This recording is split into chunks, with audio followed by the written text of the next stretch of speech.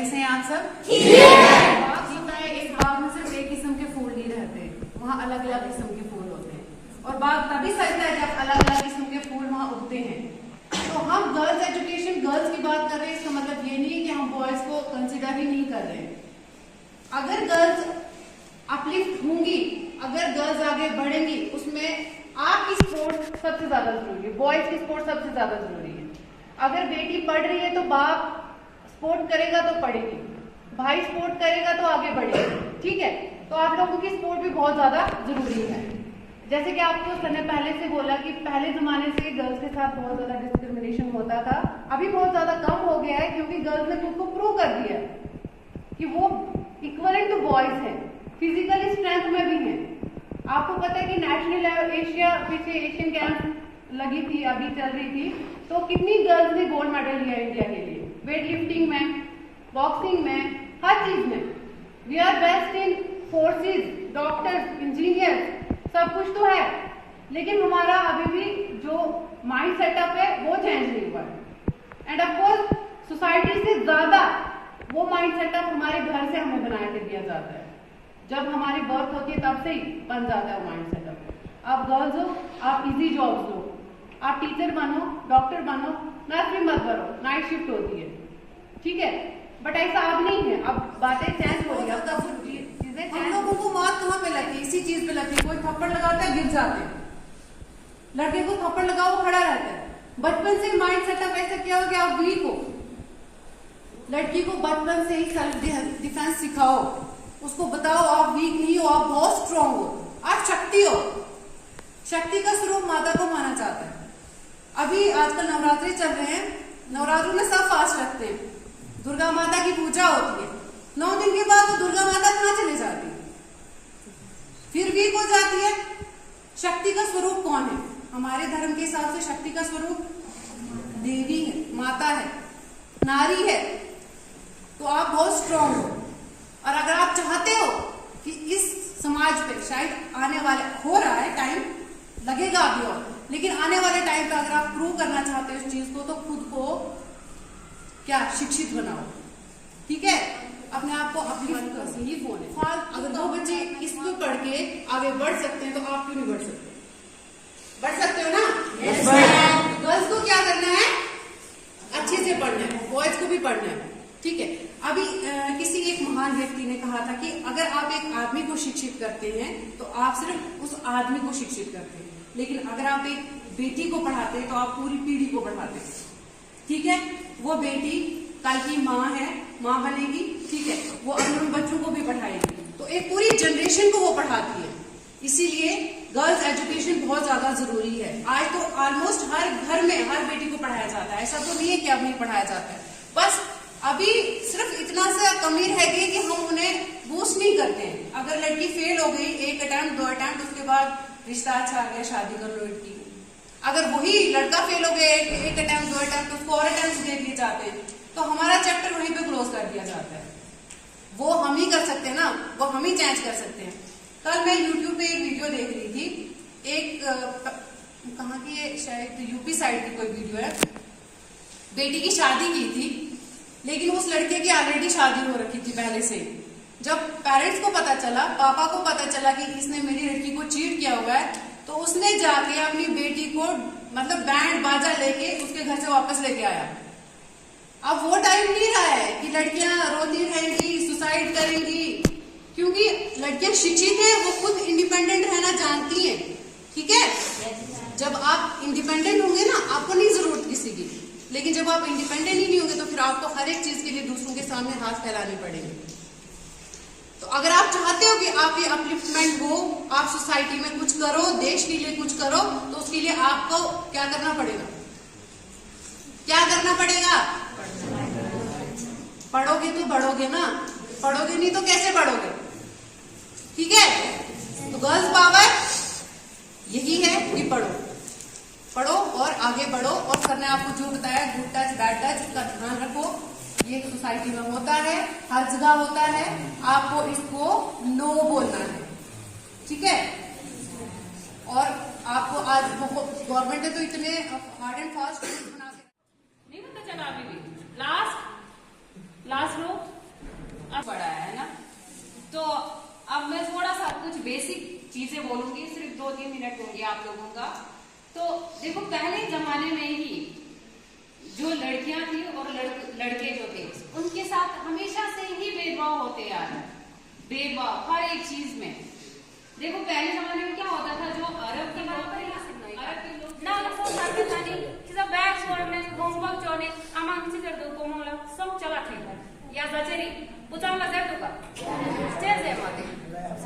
यही तो है जेंडर इनइक्वालिटी जो है, इनइक्वालिटी चल रहा है ना। तो अभी भी जो समाज में अभी भी औरा नाम लाते दो, औरा नाम लाई ही भेदभाव चल छाते थे। आओ चीज रहते आओ कर खड़ा चल आओ औरा नाम ला जानो ची। हाँ अमंग ले हाजो मन आजो जरी नो जर सम चला थी जर आम्ही जर तुका जे जाने खबे दिमाग में मुन फला यू सेटअप लोकाची एहे पूजा ही पूजा चिके ले हाजे जमा पूजा नि चला तो ने खबा तो एहे पूजा नि आना छान दला ते छिरे नो टिप ना छो सो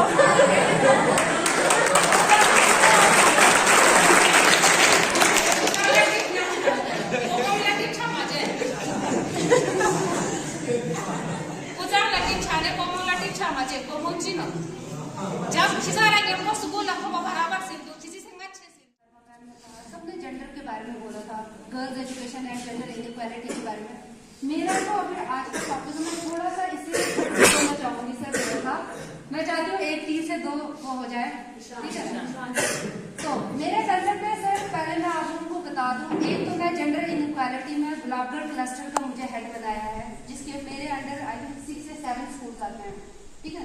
मैं बीच बीच में उन स्कूलों में भी जाती हूँ, तो इस बार में बड़े उनको अवेयर करती हूँ। तो फर्स्ट टाइम मेरे को मौका मिला आप लोगों के साथ इंटरेक्ट होने का। एंड मैं आप लोगों को एक चीज और बता देती हूँ कि सर मुझे पार्टर का ZICC बनाया गया है, यानी कि पूरे पार्टर जोन का जोनल इंचार्ज ऑफ कल्चरल्स है, जिसके तहत प्रिंसिपल मैम अगर आपको भी याद है, लास्ट ईयर हमने कला उत्सव करवाया था यहाँ पर। इस साल पिछले मंडे को 16 अक्टूबर को हमारा सीईओ सर के साथ मीटिंग था। तो इस साल 2023 में हमने कला उत्सव जो है और बेहतर तरीके से इम्प्रूव करना है और बेहतर तरीके से सेलिब्रेट करना है।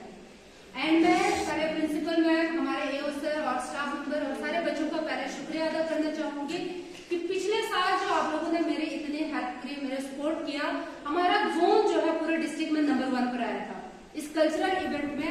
एंड हमारे यहाँ से एक बच्ची भी डिविजनल लेवल तक गई थी।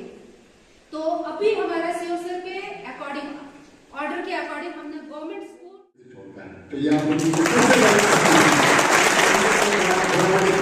करना आज से थोड़ा, क्योंकि एक चीज ऐसा होता है कि जब हम दूसरों को बताते कई बार ऐसा होता है। गांधी जी ने एक बार कहा था कि किसी ने कहा कि अगर मैं गुड़ खाना छोड़ दूं, दूसरे को बोल रहा था कि आज से गुड़ नहीं खाना, गुड़ खाने से दांत खराब हो गया, कुछ हो रहा। तो गांधी जी ने कहा पहले मैं प्रैक्टिस करता हूँ 15 डेज। मैंने 15 दिन, गांधी जी ने 15 दिन गुड़ नहीं खाया। जब उनको लगा कि मैंने 15 दिन नहीं खाया, मैं बिना गुड़ खाया अच्छे से रह सकता हूँ, फिर जाकर उन्होंने दूसरों से बोलना शुरू किया। तो कहने का मतलब ये है कि कोई भी चीज जो आप सुनते हैं या आप जो कोई चीज करते हैं, अगर इन प्रैक्टिकल में अगर आप बहुत अच्छे से खुद आजमाते हैं, खुद करते हैं, तो लोग अपने से ये नहीं देखना नहीं हमारे पास एक छोटा बच्चा था, मैं बहुत पहले की बात कर रहा हूँ, वो कह रहा है कि मेरे ये साथी जो है ना, ये सारे यूनिफॉर्म नहीं पहनते, मैं नहीं पहनूंगा। ये मेरा ये साथी जो है ये गंदे कपड़ों में स्कूल जाता, मैं साफ होकर क्यों जाऊं। तो मैं आप लोगों से एक चीज बताऊं, जैसे आप लोगों को बहुत अच्छे से अभी शाहद साहब ने भी, वीना ने भी डिटेल में बताया कि आप जो कुछ सुनते हो, जब गौर से आप सुनो, उसको प्रैक्टिकल करके देखो अपने आप में। यानी अगर आप लोग इसलिए दूसरा ये नहीं ऐसा नहीं करता, मैं वैसा, अपने आप को सबसे पहले अपने आप में कि अगर गर्ल्स जान जाए कि मैंने कुछ करना है, तो अभी जैसे मीना ने जोर से कहा कि गर्ल्स जो है वो आज दुनिया की कोई ऐसा हमारा एट प्रेजेंट जो आप सिर्फ हमारे राष्ट्रपति, आज के राष्ट्रपति कौन है? हमारे राष्ट्रपति तो वो भी फीमेल है।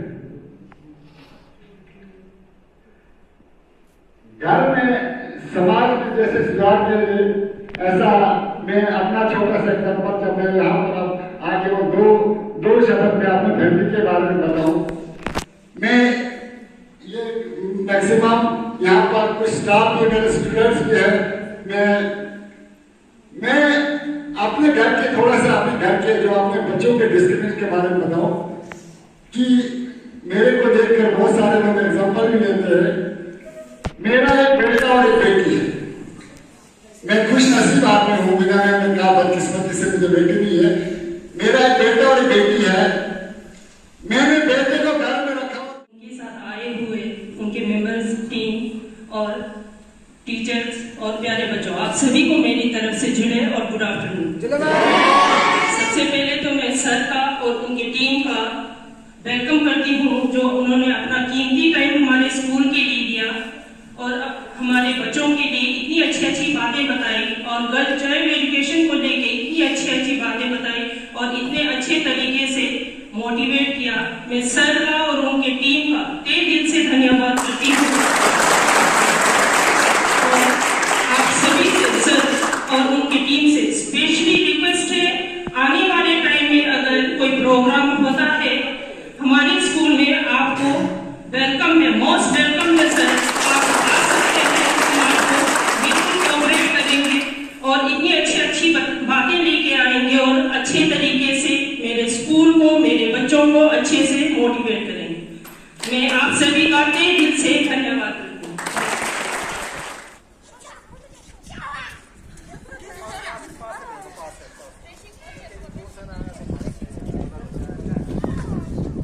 आशिक